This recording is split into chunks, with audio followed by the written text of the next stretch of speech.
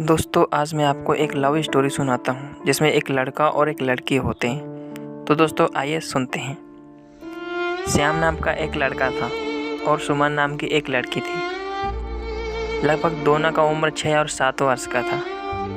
दोनों नदी के किनारे खेल रहे थे। लड़के के पास बहुत सारे कंचे थे तो लड़की के पास कुछ मिठाइयाँ थी। दोनों ने फैसला किया कि सामान को आपस में बदली करते हैं।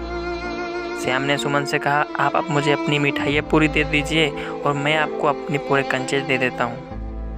दोनों अपने अपने घर चले गए। श्याम ने सबसे बड़ा और सुंदर कंचा अपने पास रख लिया और बाकी कंचे सुमन को दे दिया। सुमन ने उसे अपनी सारी मिठाइयाँ दे दी। उस रात सुमन चैन की नींद सोई क्योंकि उसे किसी बात की चिंता नहीं थी। लेकिन श्याम सो नहीं सका क्योंकि वो सोचता रहा, क्या मैंने जिस तरह एक कंचे छुपाया है सुमन ने भी ऐसे ही एक मिठाई छुपाई होगी। अगले दिन दोनों फिर से मिले और श्याम ने सुमन से पूछा कि तुमने मिठाइयाँ छुपाई है क्या। सुमन ने जवाब दिया, नहीं। सुमन ने कहा, चलो कंचे खेलते हैं। दोनों कंचे खेलने लगे। ऐसा ही चलता रहा। दोनों बड़े हो गए। श्याम सुमन की सादगी से प्यार करने लगा था। दोनों रोज़ मिलते थे। दोनों की उम्र लगभग 22 साल हो गई थी।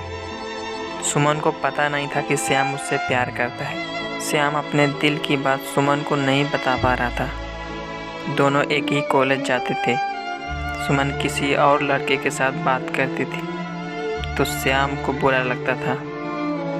कॉलेज में बिट्टू श्याम का दोस्त था। दोनों अधिकतर साथ रहते थे और बिट्टू को श्याम और सुमन के बारे में पता था कि श्याम प्यार करता है। ऐसे ही कई दिन बीत गए। एनुअल फंक्शन के दिन कॉलेज में प्रोग्राम होने वाला था।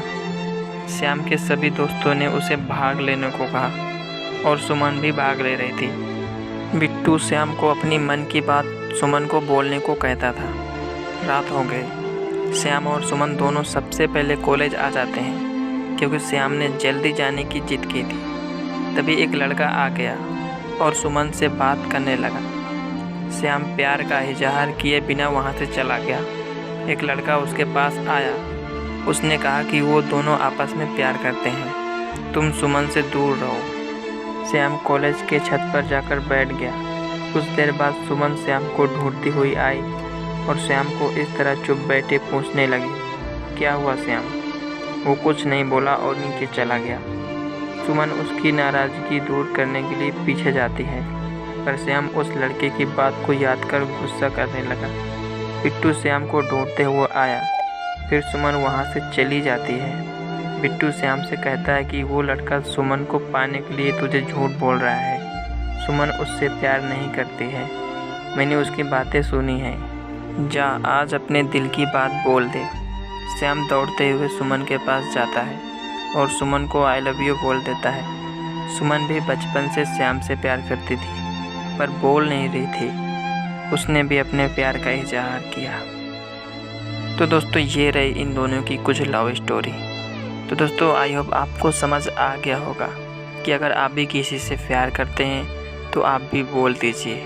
देर नहीं करना चाहिए वरना फिर हमेशा के लिए देर हो जाती है।